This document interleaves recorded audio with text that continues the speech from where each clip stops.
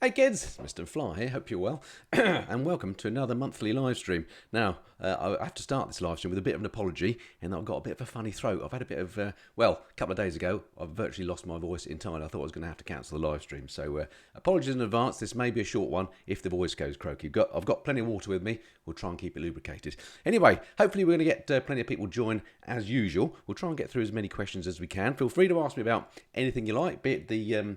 being stopped by police at Checkers, that one went nuts recently, or the S1000 R ride that I did recently, or anything in between. Feel free to ask. I may not answer the questions, but we'll see what we can do. I've also got some questions from last time hanging over again on my little piece of paper here, so we'll cover off some of those as well. And as usual, maybe you can just let me know that you can see and hear me okay, because I've tweaked with the setup once again a little bit. So without further ado, let's see who we got on. Scott Peterson. Hello, Scott. How you doing? Radio Woods. Hello to you. Oh, Lamb Chops is in. Fantastic. What else? Needs Richie here to keep it lubed. I assume you're referring to my voice there, Chopsy. Thank you very much. Hello. I'm going to have to put my glasses on. No, pretending my eyes work is just, I'm way past that. What have we got? Moto Groover. Hello from Sydney. Wow, that's amazing. It's 5 a.m. in Sydney. What is going on? I'm assuming that's Sydney, Australia, not somewhere else, Moto Groover. You are a dedicated champion. This is incredible. 5 a.m. What's that all about? And also the current record for person watching from furthest away. I don't think we're going to beat that. Andy Horton. Hello, Andy, from another Andy. Who else? We've got Arthur Bush is on. Yorkshire lad. California checking in. Hello, David. California. That's let's have a look. What is it? San Francisco. Midday there. Lunchtime. Hope what you're having for your lunch. What else? We've got Phil's in. Carl Bandit's in. Bandit Man. Hello, sir. Nice to see you. All the old favourites are there. Good. It's always good that with this whole YouTube game, once you've been doing it for a while, you get to recognise regular names. And a lot of you guys I know are regular contributors to the channel. So thank you very much for being on the live stream as well. Particularly as there's probably something amazing on TV. I don't know. Maybe it's Love Island. Don't want to be missing that. Anyway, let's have some questions in then. So, Milan Cornado, he's from Spain. Hello to you. North Wiltshire, Cambridge, Leyland, excellent. New Forest. So, all over the place. Hobart. Oh, there we go. That might be. Is Tasmania, is that further away than Sydney? Don't know. Maybe somebody let me know. Anyway, just while we're waiting for some questions to come in there. Oh, hello, there's one. Is the GS in line for replacement sometime soon, says Tim. Good question, and one that comes up quite a lot, so I might as well deal with that here and now. No, is the simple answer. I love the GS, as you know, but I love all my bikes, and I love all types of bikes, and my man cave is missing one or two bikes in specific genres, if you think about it. So before I go about replacing anything, I'm probably going to add to the man cave. Oh, thank you very much, Jason, very kind. Oh, and I'll buy some Cough Linctus or something with it. So I love my GS. There's nothing wrong with it. I've recently put new tyres on it. I've recently had it serviced. In fact, one thing that did go wrong with it, which was outrageous, and one of these days I'll do another long-term living with review on my GS, because I've had it now for 5-ish years. I had the tyre pressure sensor fail on me. It's been gradually getting worse and worse over the last few months, and the little sensor on there, when it flashes up its amber warning, number one, it looks like you've got a flat tyre when you haven't, so that's a bit distracting. And number two, when it's going for it, it means you can't see anything else on the LCD display, so you've got to get it sorted. Would you hazard a guess as to how much it cost me at my local BMW dealers, who will remain nameless, to actually get the tyre pressure monitor sensor sorted out? Any guesses? That was my first question out to you. Let's see if we get any answers coming in. In the meantime, hello to Johnny from Sweden. Hello to Sean from Swindon. Swindon and Sweden. Nearly got those mixed up. Who else have we got? Hi from Mark in Switzerland. Hello, Mark. Anyone has a guess as to what my sensor costs? Oh, somebody whipped by there, but somebody said 350 quid. Chris says 200. You're getting very close. £1,000 from Paul. It's not quite that bad. 250 from Ducati Richie. 900. My goodness me. 500, 400. What is going on here? Oh, thank you, Alvin. 500. These are... I thought it was high, but not that high. This is ridiculous. Anyway, if your tyre pressure sensor ever goes on your BMW... and you want to get it sorted out at a dealer, budget for 190 quid. That's how much it cost me to get the little amber light to go back out again.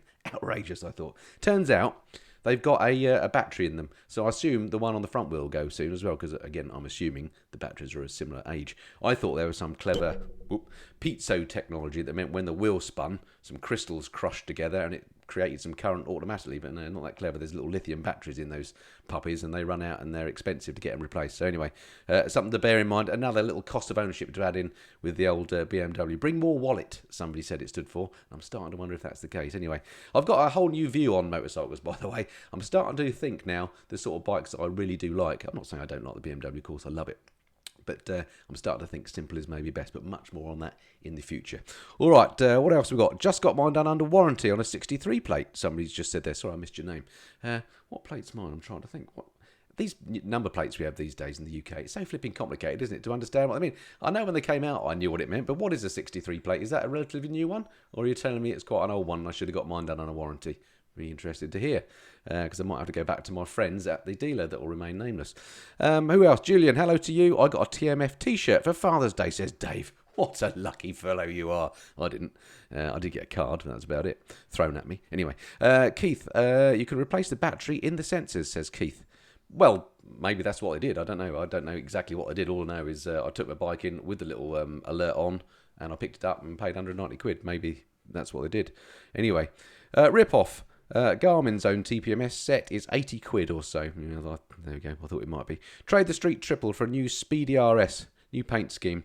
I love my Street Triple. That's going nowhere. I love Triumph. I'm a Triumph man. I'm a Triumph fanboy. That's staying. Get yourself an FJR. Now, Plymouth Jana. I know you're an FJR man. Did you say, I read in one of your comments the other day, you're a blood biker? That's instantly elevated you up my estimation. You're now off the list. You'll be glad to hear, by the way. Julian, hello to you. Hello, Mr. Super Duke. Any other questions coming in? Would you recommend a CBR 650 for a first bike, says Matt? Yes, pretty good choice. I think for me, the main thing, and I'm assuming, Matt, and if you haven't, you might want to check out a video I made yonks ago called something like How to Choose Your First Motorcycle. For me, it's all about not going too powerful to start with, and something around the 600cc mark, assuming you've gone through the normal route and done your mod 1 and 2 and can now ride on your bike.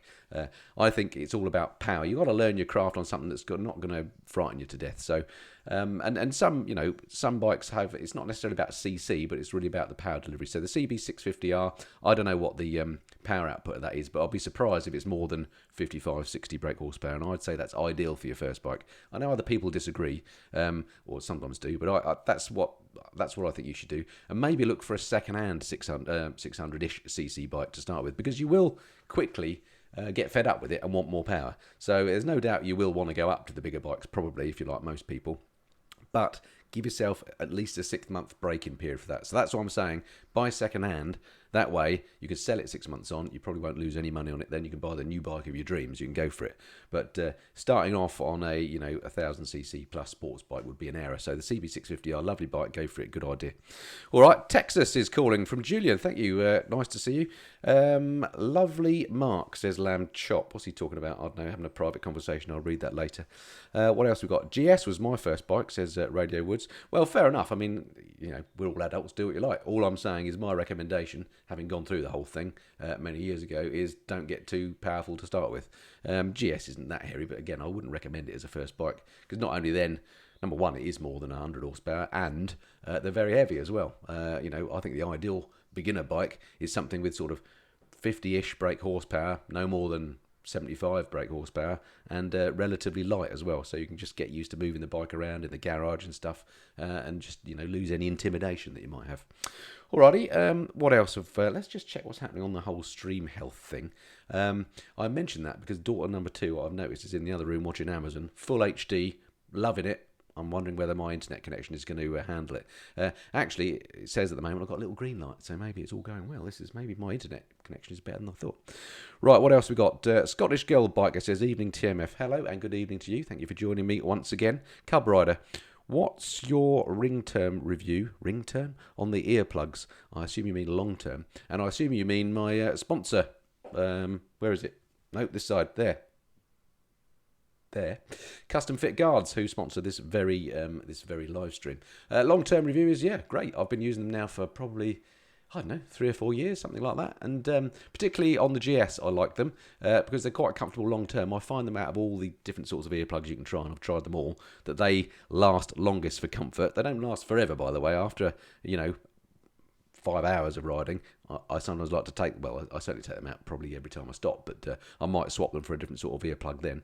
But generally speaking, they're the most comfortable earplug I've got, and they allow a little bit of sound through, so you get some awareness of what's going on around you, so I like that about them too. But yeah, still going strong.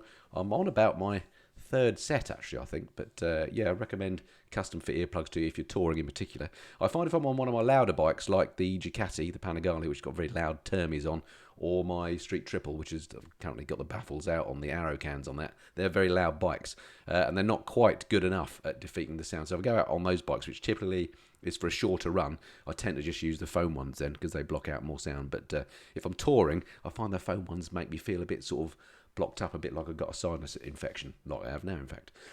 Okay, what else have we got coming in? CNS Aviation saw some guys trying to steal a CBR 125 from my college car park today. They gave up quickly, as the owner had invested in good security systems. They're worth the money. Good, I wonder what the security system was, but I'm glad to hear it defeated them. Excellent.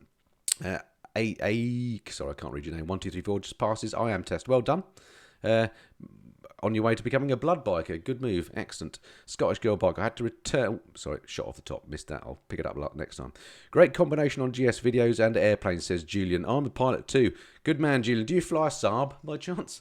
JJ. BMW S1000 XR. Are the vibes as bad as everyone makes them out to be? Well, short answer is, on the original bikes, yes. That's kind of one of the things. There were a couple of things about that bike when I rode it that put me off. Awesome bike, though, generally, by the way, as are most new bikes. And I'm splitting hairs when I say there are bad things about the S1000 XR. But yeah, the original bike was quite vibey, and I didn't like the looks of it. I'm hoping, now they've gone all symmetrical, BMW, with the S1000 RR, they might go symmetrical with the XR, thus making it a much more, more likely proposition for somebody like me in the future. But the vibes, I believe, were sorted out fairly soon. Lots of people reported about the vibes through the handlebars and through the pegs, and they did some stuff with bar end weights, I think, and some rubber mountings and stuff, and I think those vibes are largely gone now.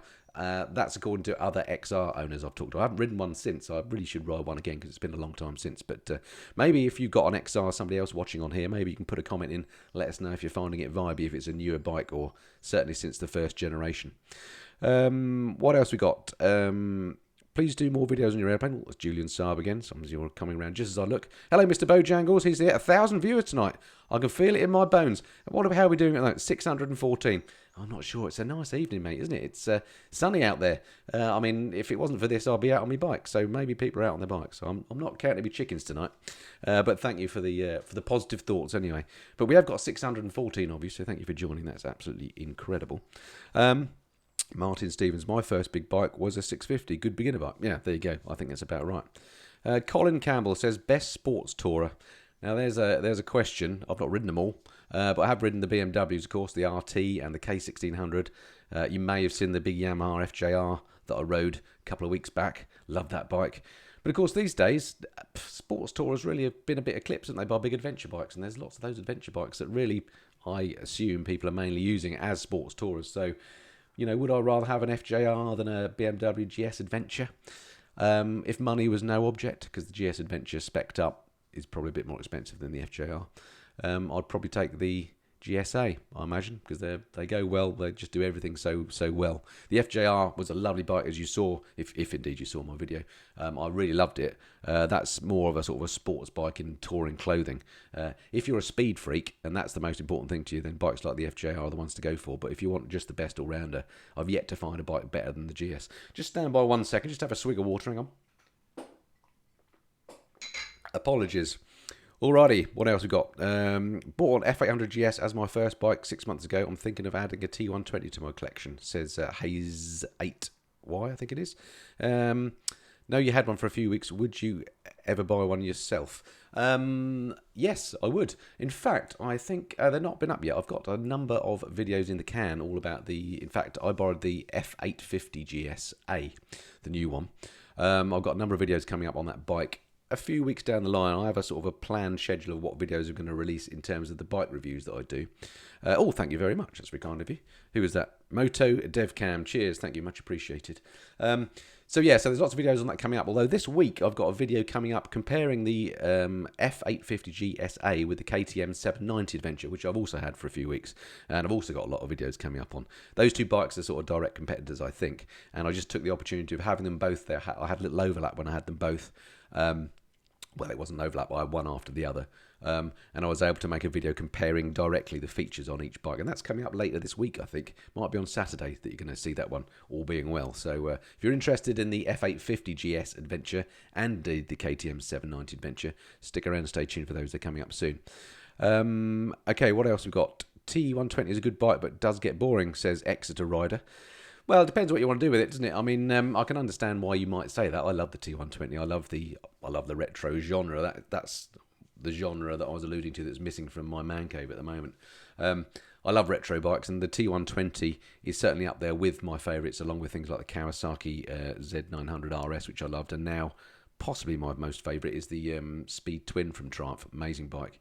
And the T120 is a lovely bike, but I guess it's all very well for me. I'm lucky enough to have a number of bikes, so depending on the mood I'm in, I might jump on a sports bike, I might take a dirt bike, or I might go on the GS, or I might take the street trip or whatever. So if you're going to have one bike to do everything, then I can see that the T120 could potentially get boring, although it's got plenty of poke about it. So yeah, I'll see where you're coming from there.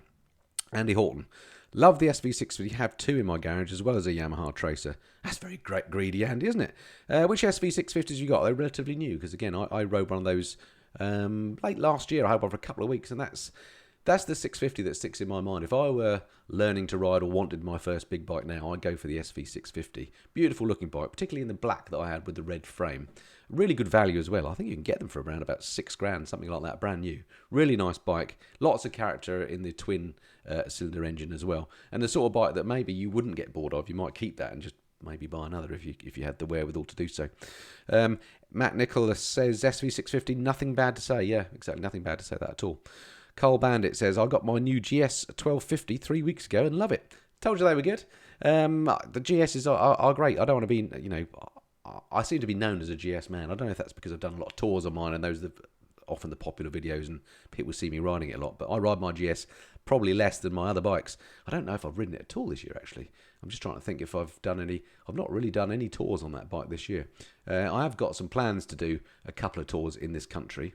Don't know if they're going to happen or not, but if I do, they'll be on the GS. But also, I want to do a bit of touring on my Panigale. I want to try touring on the Street Triple just to stretch those legs. So we'll see. But anyway, yeah, you won't hear me say anything bad about the GS. Lots of people here saying the SV650 is great, and Matt has pointed out that the insurance is cheap too, which is a great point if you're just new into biking. Insurance can be absolutely crippling. All right, what else we got coming up? HTMF, would you consider getting a Grom or Monkey? It says Rich. I missed the rest of your name. Sorry, shot off the top of the screen. The simple answer is no. I know people go mad about those bikes, and I've never ridden one, so maybe I'm missing out on something here, but I just think they look ridiculous. They're just too small. I appreciate the engineering. They're kind of cute, maybe, but I don't know, RJ loves his and others. But I think, I'm not a particularly big fella, but I think if I sat on one of them, I'd look ridiculous. Other people do. Why would you? I don't know. So no is the answer. If yeah, I'd like to have a go on one to see what all the fuss is about. Maybe I'll change my mind, but they're not anywhere near the top of the list. Monkey bikes I don't get at all, I have to say. I'm sorry if I'm upsetting any monkey bike fans here. I know, back in the 70s and 80s they were all the rage, but that new one that came out, I'm sure it's well engineered. I'm sure it's very reliable. But why anybody would want a tiny 125 in amongst traffic? I'm sure they nip around. But no. Anyway, long rambling answer. The answer is no, not really interested. Anyone agree with me on that? Because it seems that everybody loves the Grom and the monkey bike. Maybe I just think I might have been a minority there. I've probably just turned off a load of my loyal subscribers and followers. Anyway, let me know what you think. Matt Nicholas, 700 for a service. Shut the front door. Somebody's a dives, drive-ins and diners fan there. As am I. It's always on, isn't it, at the right time of day. Alistair, what's he saying? RS4 or Gixxer 125? Any advice? Can't decide between the two. Blimey, did I get the right question there? That seems a very odd combo. RSV4 or Gixxer 125? Can't got the right question there. Thoughts on sound cameras? Mr. Superduke says yes. This is I wonder about that story. This is a story, if you're watching from overseas, you might not have picked this up. This was on the BBC News about 4 or 5 days ago, maybe last week. And I'm going to be talking about it when I do my next news review, I'm sure, because it was a big story for a day and a lot of people spoke to me about it. This is, speed cameras where the camera flashes you if you're going over a certain speed. Well, in parts of the UK, there's been some of these busybody types that are fed up with noisy motorcycle exhaust. So I understand that. When I say busybodies, I don't mean to upset anyone, but the guy that they interviewed on the TV was clearly one of those sort of busybodies. He won't be watching this, I can guarantee you. Anyway, he was fed up because he lived in Dorset or somewhere picturesque, and he had a nice road by, and people would go by at high speed on their bikes. And I understand that would be flipping annoying if you're in that position. So I don't condone people, making a nuisance of themselves on a summer's day with loud exhaust. But the point was, he had made such a fuss with the local council, they were talking about installing what they were calling sound cameras. These are devices to pick up loud exhaust, and they were going to set some preset threshold. We don't know what that is. And if your exhaust was over a certain decibel limit, they take a picture and you get points on your licence and a knock on the door or whatever and a fine, in the same way as you do if you're speeding. This is just way, way over the top as far as I'm concerned. This is Big Brother's watching you territory, isn't it? I don't want to annoy people, but I do like the sound of an internal combustion engine as much as I go on about liking riding electric bikes. I recommend you ever go on one if you've not done one, by the way. I am at heart a petrol head, and I do like the sound of a nice exhaust. I don't want to upset anybody with my exhaust. I try and be careful about the volume that I put out. I don't start my bikes early in the morning to annoy the neighbours, and I don't go racing around residential streets. But if suddenly we're going to have it, you're not allowed to fit aftermarket exhaust and they're going to be really quietened down, or you can get points in your licence, well, that is terrible. So that's my view on those. I can't see anyone that's watching this is going to think those are a good idea. Right, what else have we got? I'm not a busybody. I want to keep riding my bike. Noisy bikes are stupid.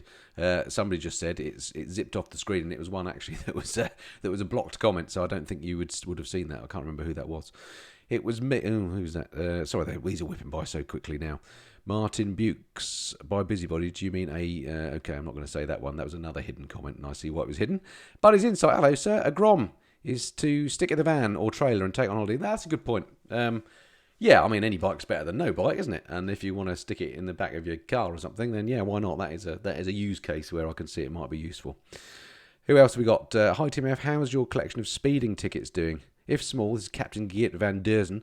How do you avoid getting them? Being on quite fast bikes a lot and every now and then cranking the throttle. Well, there's no trick. Number one, I try not to ride like an idiot on the roads. I try and stick as close as I can within reason to the speed limits. If I'm riding a sports bike and doing a review, there may be the odd occasion where I open it up on an open road. I don't condone such activity. But if I don't do that, people say, well, you didn't ride it, it's a sports bike, you need to ride it like it's meant to be. And in fact, I get criticised all the time for riding like a pansy. I just read some very critical reviews before I came on, in fact, which always give me some laughs. And in fact, my view on the current crop of sports bikes is they are too performant for the road. They're really track weapons. But to answer your question, how do you avoid getting tickets? Well, there's a bit of luck involved. There's don't be an idiot on the bike is another thing. Try and ride, I'm not saying I always ride within the limit, but if I'm on like a dual carriageway or something, I'll make sure I'm doing the same speed as the other vehicles. If I'm on a motorway, I'll make sure I'm not the fastest person on the road. Just be sensible about it. And certainly don't speed in built-up areas, things like that. Stick to the 30-mile-an-hour zones. I think you'll be okay. Once you're in the national speed limit area, then be sensible. Don't go nuts, but, have some fun. That's what bikes are about. But anyway, I'm not condoning speeding. Let's just add that. Ian, ride within your own limits. Ian de Anglia, exactly. And in fact, I would say ride well within. Give yourself a 10% margin of error. Don't be on the edge. Particularly if you're riding with other riders. Riding in groups often encourages people to ride like idiots. And you've got to ride for yourself, not for other people. Did the S1000 RR hit 3 figures, says Darren Mike. I couldn't possibly comment. Jamie, XJ6 Diversion by Yamaha's first bike. Your thoughts, please, says Jamie. Well, if you look way back in my videos, Jamie, you'll see, in fact, that I used to have an XJ6 Diversion. It was my first big bike. Excuse me 1 second. I'm just going to put up the full screen for a moment while I have a good cough. Hang on.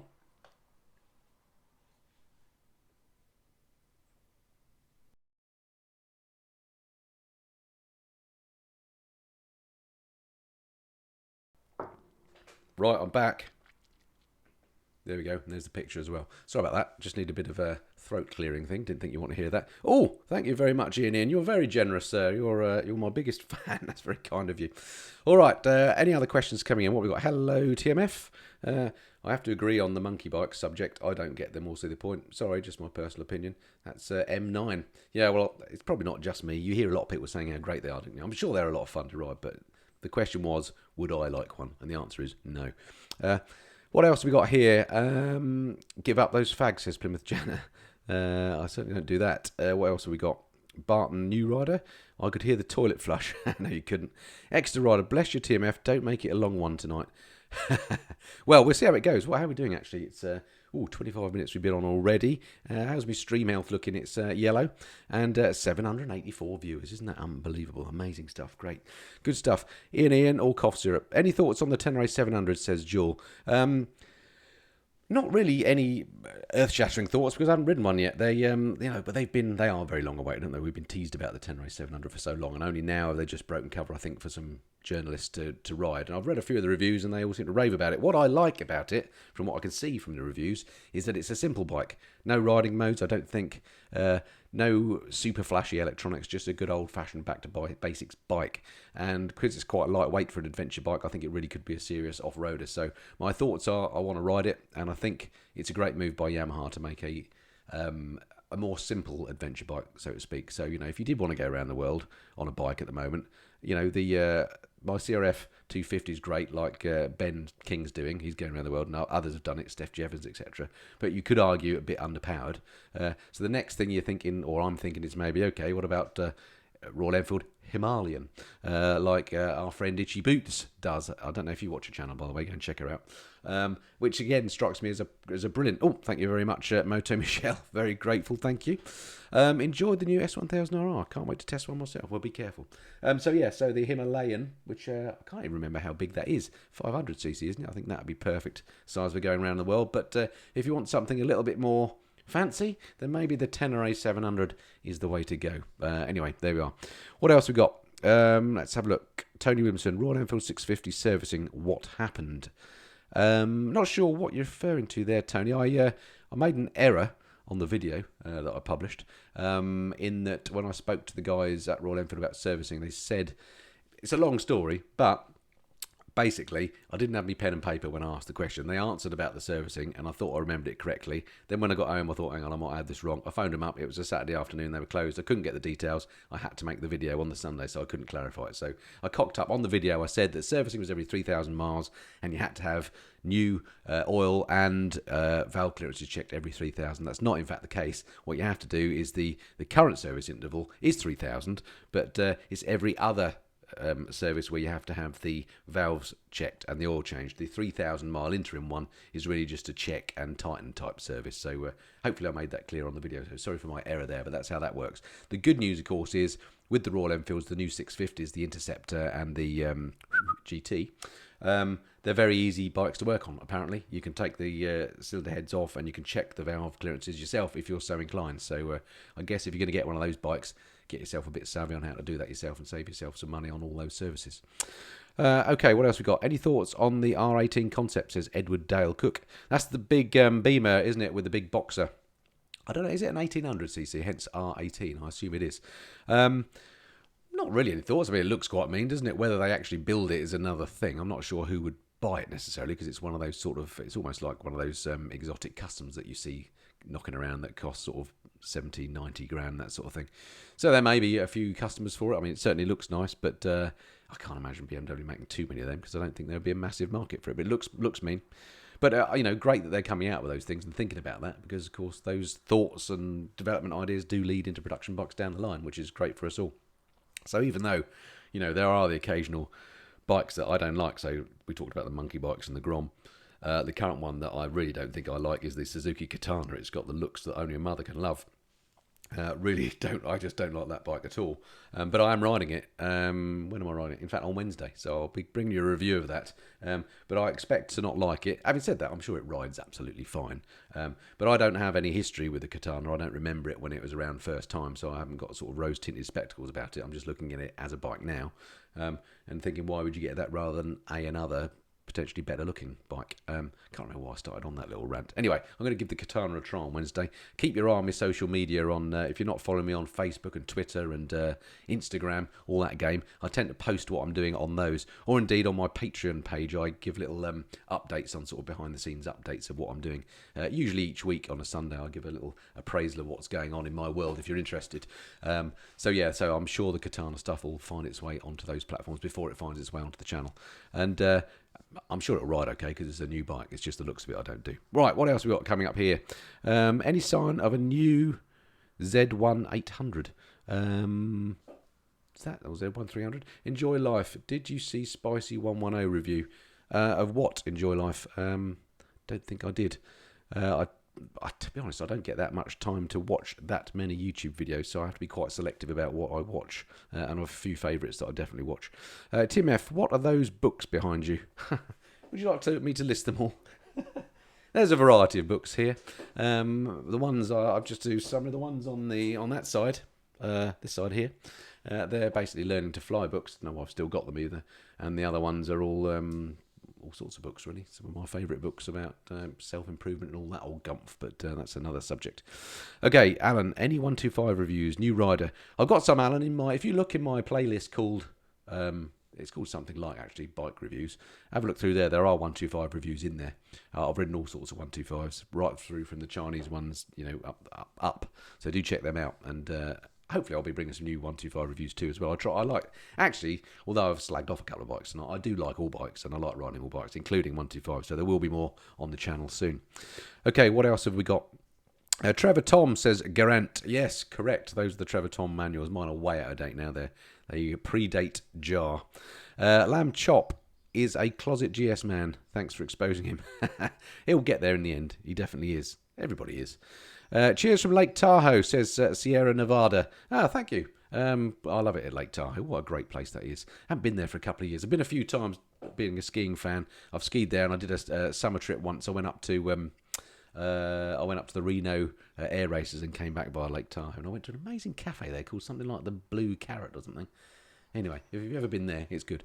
Right, what else? Can I work for you, says Larismo. You certainly can. No money involved, but you're welcome to work for me.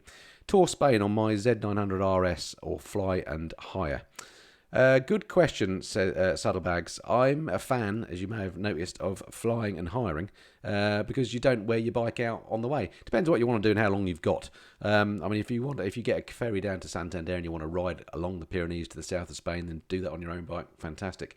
But if you've only got limited time, say a week, then pop it on a cheap easy jet for 20 quid and going and seeing my friend Lyndon at Toro Adventure, for example, is a great way to do it because everything's sorted out for you. You don't waste time or indeed put wear and tear on your bike getting down there. Sorry, let me just something's happened on my screen I need to sort out. There we go.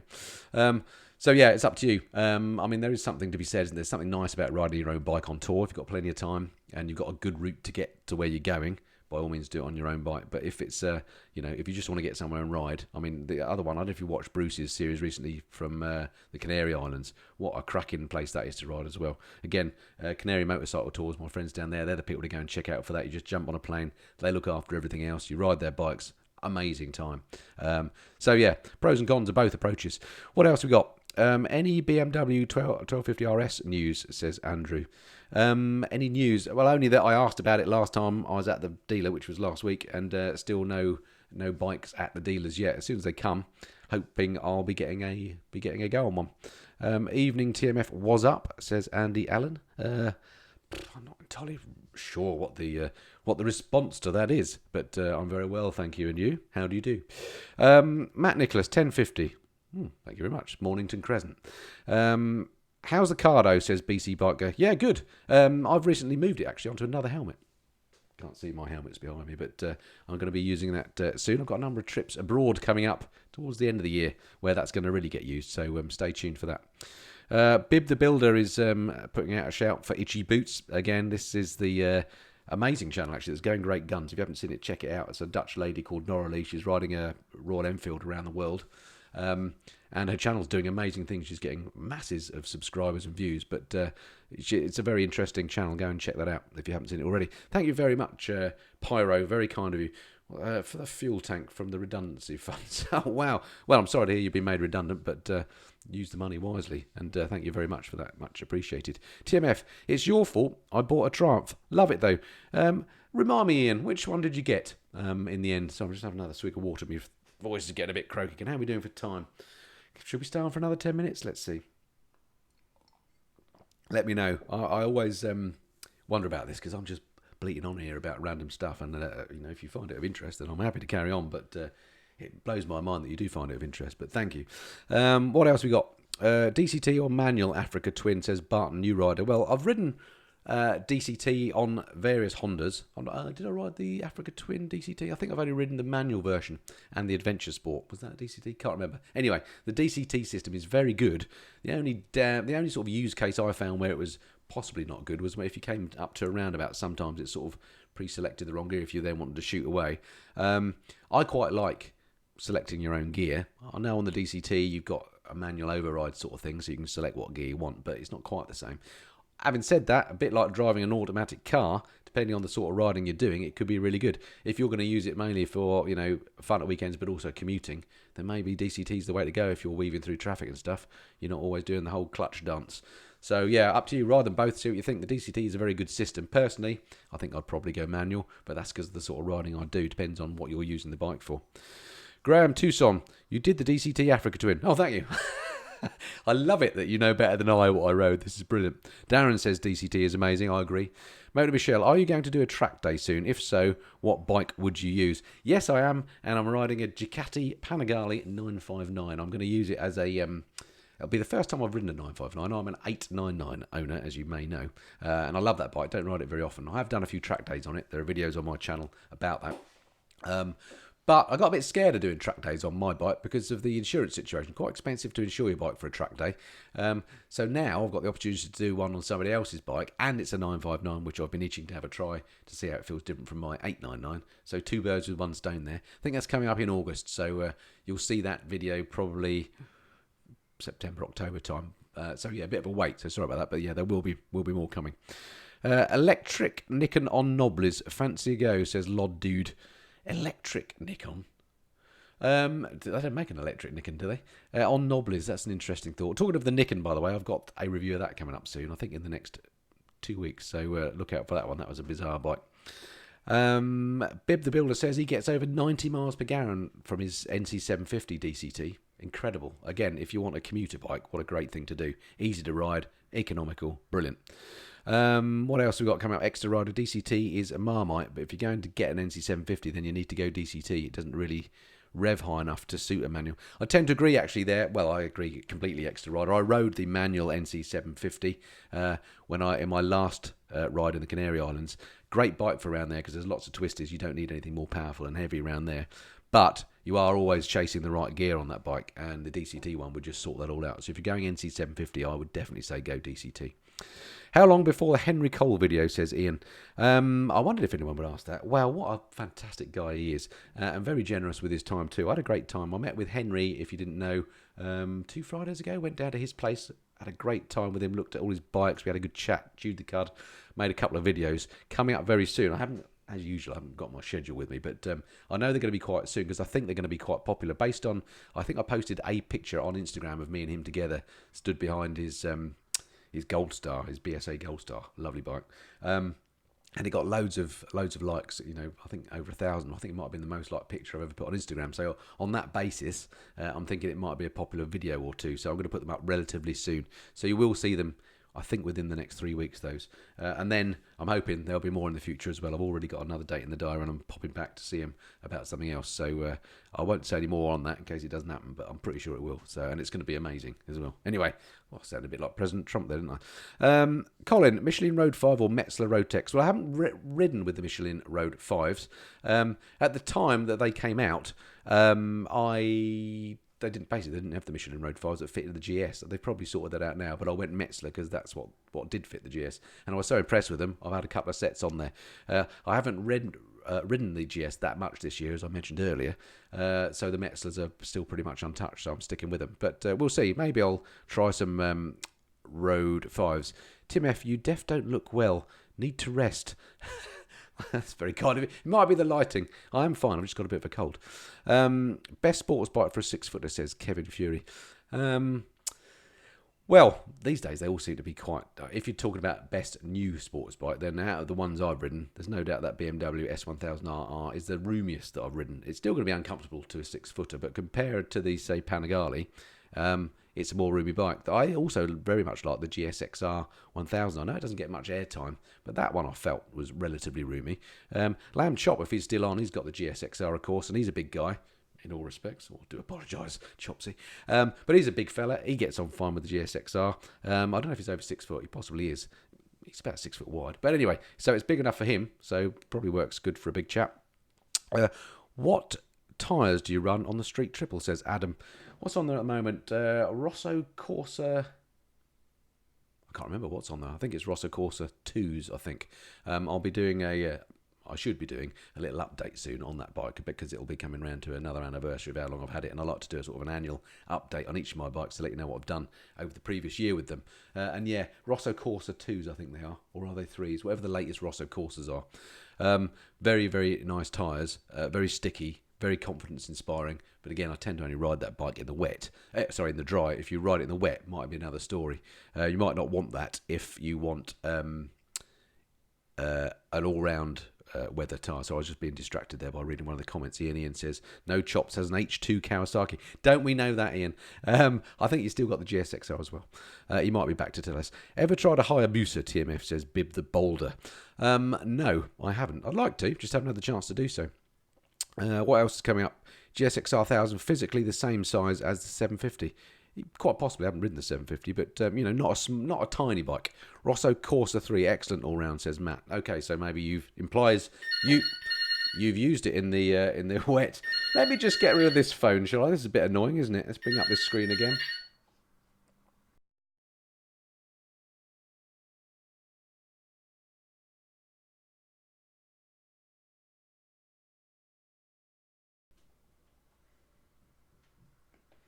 It all happens when you're live streaming, doesn't it? That was probably the mother-in-law I just hung up on. Probably in terrible trouble now. Anyway, righto. What else have we got? Hugh Johnston says, I'm 5'6", smallish person. Would I be comfortable with the KTM? Oh, that didn't work very well, did it? Let me have a word with the daughter. Stand by. I won't be muting it this time. That worked quite well. Didn't have to say anything. Perhaps she answered it. That must mean she's off of the HD on Amazon now.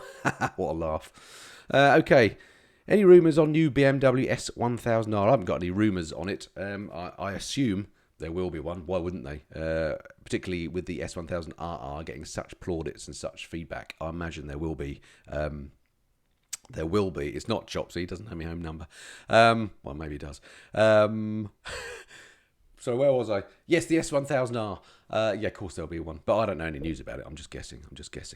Best first adventure bike for a new rider, Daniel Bailey asks. Now, well, if you're a brand new rider, then back to the Himalayan, the Royal Enfield. Great value, great bike to learn your craft on, and great for going off-road and all that sort of stuff. If not, then something like, I would say, the Tenere 700. Haven't ridden it yet, but that would, I imagine, be a great first adventure bike. I'm just trying to think if there's anything else that would... maybe the KTM 790, maybe a little bit too hairy as a first bike. Reviews coming out on that soon. Wait and watch my reviews on that. And anyway, there are some options there for you now. Nothing like distraction, says David Fishburne. No, indeed. Everybody's out except for one daughter. And she doesn't normally answer the phone, so I'm impressed that she did on that occasion. So thank you very much. Maybe she's watching me live stream. Is the Street 675 okay for a new ride? No, I would say. You can get an A license friendly version which is muted. If you can find one of those second hand, go for that. But I personally, and I know lots of people have had Street Triples as their first bike and they're not dead, that's fine, but we don't hear from the dead ones, do we? I wouldn't go for the 675 Street Triple. It's 115 120 brake horsepower. It's quite a fast bike. I love mine. I wouldn't tell anyone never to have a Street Triple, but don't go for it as your first bike. You'll hurt yourself. Cliff Mitchellmore never had this problem on air. No, he didn't, did he? Whatever happened to him? Is he still alive? Actually, I don't know what I'm talking about. Who's Cliff Mitchellmore? Steve Dunn, BMW 310 is a good first bike. Yes, actually, I forgot about the 310. That's an adventure style bike, the GS 310. Great idea. That's a great first bike to go for if you want to go down the adventure bike route, the GS 310. What else we got? V-Strom 650, Martin suggests. Yeah, there. Good point. Good point. Right, how are we doing for time? 1:45. Okay, I better do some parish notices in a minute and get off. 807 people watching now. Unbelievable, this, isn't it? So just to recap then. So we had, I think Tasmania was our furthest person, wasn't it?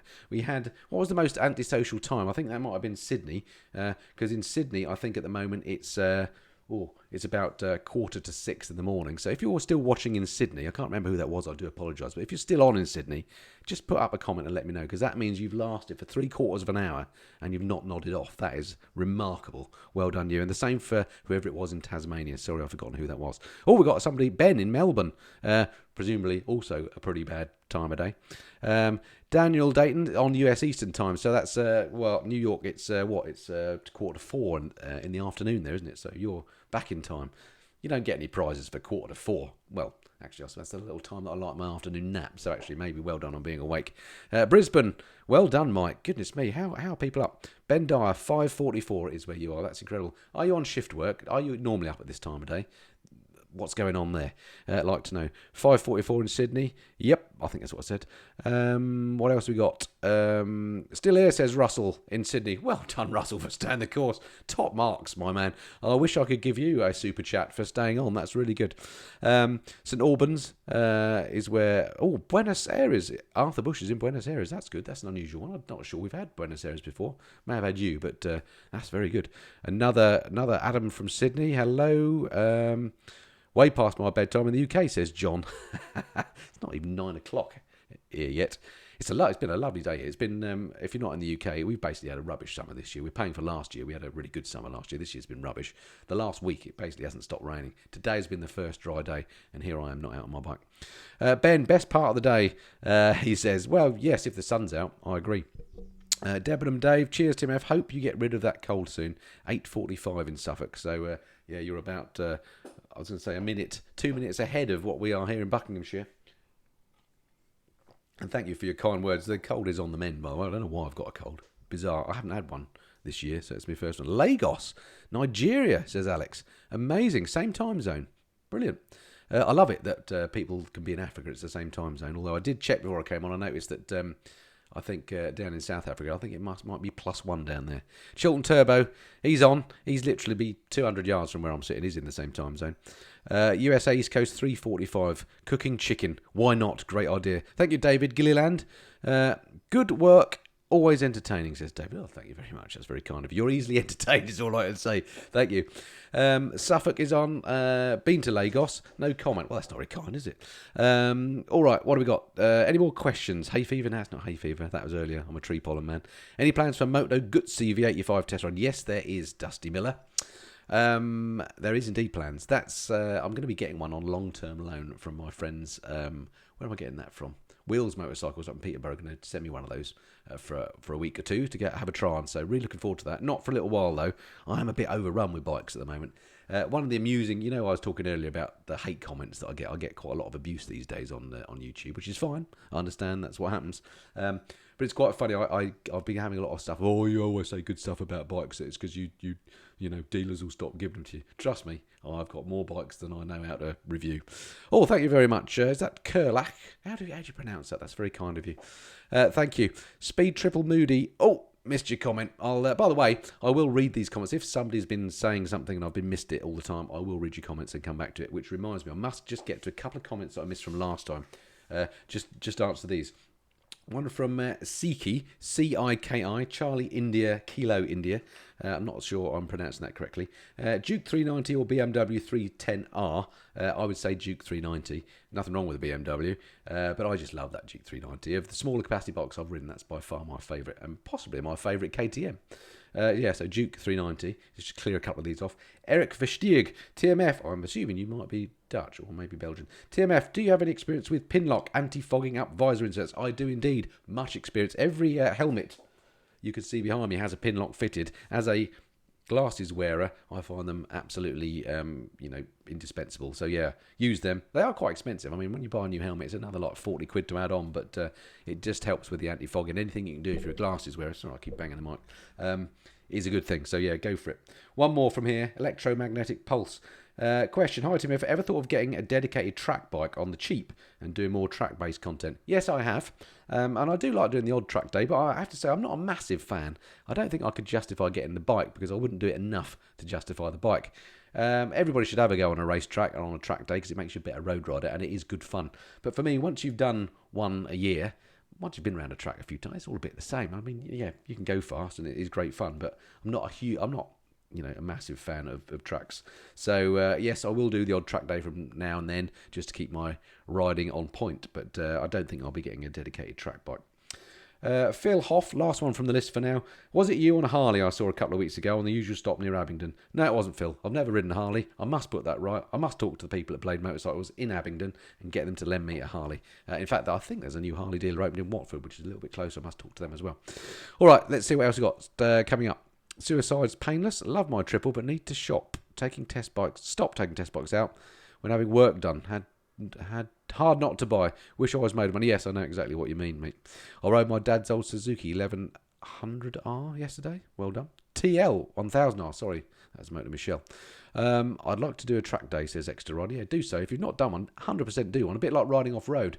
Even if it's not your thing, do it because it makes you a better road rider. It is a lot of fun too, and you might find it's a new hobby for you. There are people that absolutely love that. I'm basically a road rider, but track days, off-road stuff, go for it. If you've not done it, definitely do it. Did one track day at Cadwell and was unconscious for an hour, so no more track days, says Tim. Yeah, that's a pretty good reason not to do it, isn't it? And that, I mean, unfortunately, on track days, you do get divided up into beginner, intermediate, and fast groups, but you do get some nutters and people in the wrong group as well. So you got to go in with your eyes open and be safe. I use an anti-fog insert, says Bo. It just sticks onto the visor. Turn her on eBay and works great. That's a good idea. What, is it a permanent stick or is it somehow stick on there and you can move it between helmets, you're saying? That sounds like a great idea. Tim Barrett, what's the best Supermoto over 600cc? I don't know, Tim. I'm not a big Supermoto man, but if Lamb Chops is still on, I'm sure he'll answer you. Chopsy, can you answer Tim's question? Best Supermoto, mate. Stick him an answer. That'd be good. But his insight. How many miles can you ride in a day comfortably? Depends on the sort of roads you're on and the sort of bike you're on.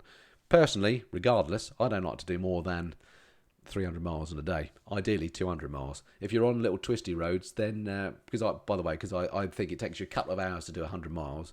I like to do a couple of hours in the morning, a couple of hours in the afternoon. I like to stop frequently. I like long lunches. I like to stop at tea shops, that sort of thing. So yeah, 250, 300 miles in a day. I suppose if I'm planning a tour and the roads are relatively fast. If it's a twisty tour, if you're doing the NC 500 or something, don't plan on anywhere near that. 150 miles tops, because it'll take you a lot longer to cover the ground on those little twisty turning roads. That would be my planning. Anyway, some people love to do many more miles than that. Not for me. What else we got? Southampton to Edinburgh easy, says Snafu. Yes, for sure. If you're going on main roads, I mean, I've done from here in Great Missenden in Buckinghamshire up to Glasgow, no problem at all. That's about 400 odd miles. Takes me 7 hours to do that. I've done that several times. Not an issue. But you're on motorways, it's comfortable. If you're on twisty roads, you ain't going to cover that sort of distance. Would you ever do a London ride vlog, says Matt. Yes, I would, and I have on at least 2 occasions. In fact, my most viewed video is when I got caught by the police when I was on a London ride vlog. I jumped a red light on the Mall. If you've not seen that video, go and check it out. Fun enough, I was riding today and I thought, I went up to Hinckley today, by the way, up to the Triumph factory to swap a bike out. And your mind wanders, doesn't it, as you're riding? And I was thinking I should go into London again and do another vlog down there, and try and replicate a bit of RJ's success. Hey Tim F, originally from South Bucks, now in Florida. Lucky you, Matt. Whereabouts in Florida are you? What else? Mick Bean, can you ride Henry Cole's customised Norton? You never know, Mick. Keep that in mind. Alan Clark, hi. Would you buy a Ducati Multistrada? I would if I had the money and it was a brand new one. The new ones are great. The older ones tend to be very top heavy, I found, and I felt uncomfortable at a stop.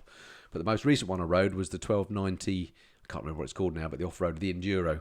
Is it a 1290 Enduro? Anyway, I rode that one, and that was the first Multistrada I've ridden for a few years, and that has improved so much over the years. If you're going to go for one, and you can afford it because they're expensive beasts, get the new one. It's not top heavy. It's a lovely bike. So yeah, I'd go for one of them.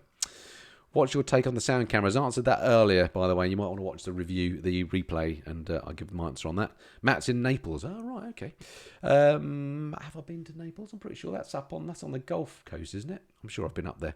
Hoping to go back to Florida maybe next year. I want to do a bike trip to Florida, take in some moto vloggers, maybe go and say this will be a surprise to him, but if he hears about it, but maybe go and see Shade Tree Surgeon, check out his bar if you watch him or not. I don't know. He's maybe not the sort of person you think I'll watch, but I love his channel. Go and check out Shade Tree Surgeon. I'd like to go and visit his bar, and I'd like to go to the Cape and watch a rocket launch. Maybe go over for a week and do a bit of riding around there, meet some vloggers and do some of that stuff. That would be brilliant, wouldn't it?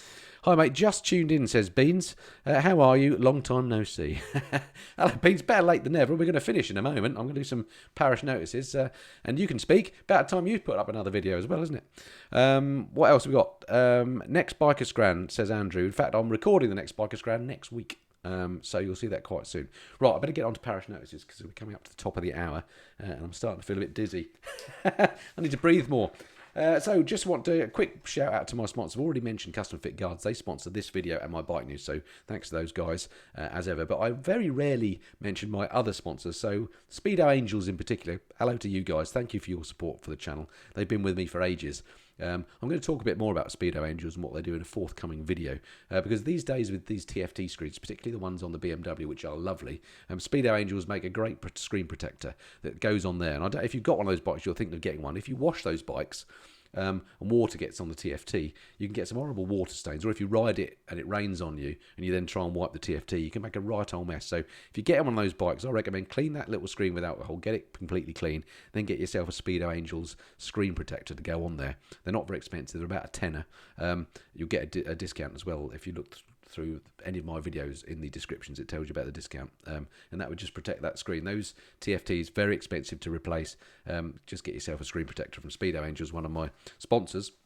Toro Adventure is the other sponsor I want to mention. I'm going to visit them actually at the end of this week. I'm out to Spain to do some more riding, actually a bit of off-road riding and some other interesting stuff. So you'll be seeing that soon. But if you fancy one of those weekend trips out to Spain, go and see Toro Adventure.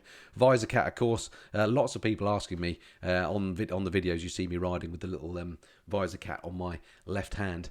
Or is it right? No, it's definitely left hand. And people ask me about that. I have got a video reviewing the Visor Cat, which is how I got hooked up with those guys. Go and check them out as well. Give them some love. And of course, Canary Motorcycle Tours. More coming with them soon. If you haven't watched Bruce Smart's video, Teapot 1, I don't know if you watch him, but go and check out his channel. He's just come back from a great tour on the Canaries using one of those cameras. I can't remember what it's called, but he does a 360-degree view. It's quite fancy. And some amazing footage there as well. So thank you to my sponsors. And whilst I'm talking about paying the bills, massive thanks to those of you that have signed up to my Patreon page. I don't want to go on about Patreon because it's one of the things that stopped me setting up Patreon to start with, because you get these vloggers going on about it. But I have set one up. If you've not seen my Patreon page, there's a little video. It won't cost you anything to go and look at my video. The video's not been viewed very much. I made it specifically for the Patreon page. Go and have a look at that. I'll put a link on the recorded version of this and see what you think. But thank you to those guys that have signed up. There's 200 plus people there already, and that seems to be building into a great little community.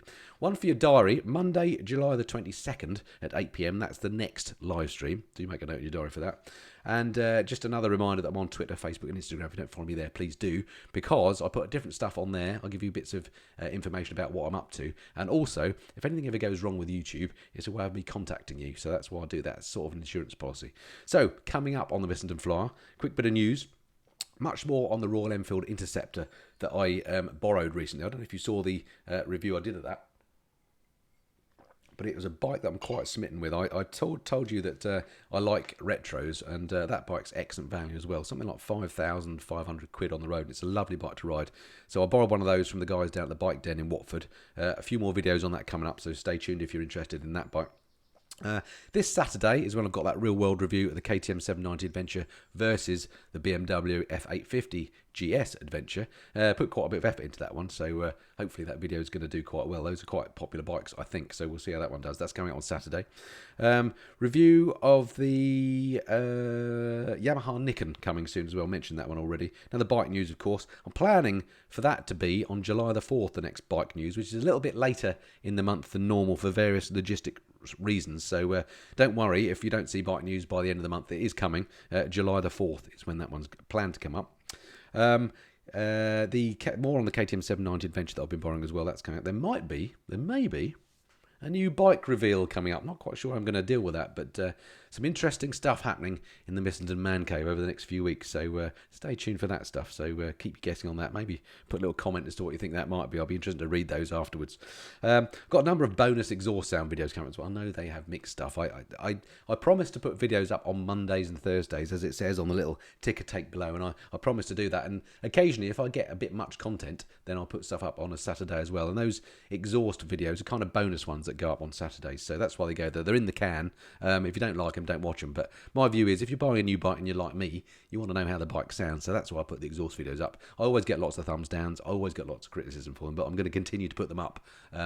Because some people do watch them. They are of use to people that are looking to buy new bikes. And of course, I've got some good old-fashioned vloggage coming up as well. So that's all good stuff, hopefully.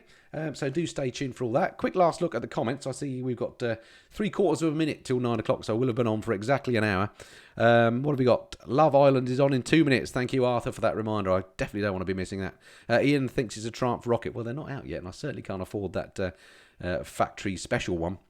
What else have we got? Anyone else making some guesses? Ian is saying, I'm betting it's the Royal Enfield. James, your channel, do as you please. Well, thank you, James. I certainly will. FJR 1300 says Ian M. Good guess, but I won't say if you're right or wrong. Great show tonight, says the Vale Rider. Thank you. We've got a guess for R1250 RS. You bought a Nuda, says, well, these are great guesses. This is good.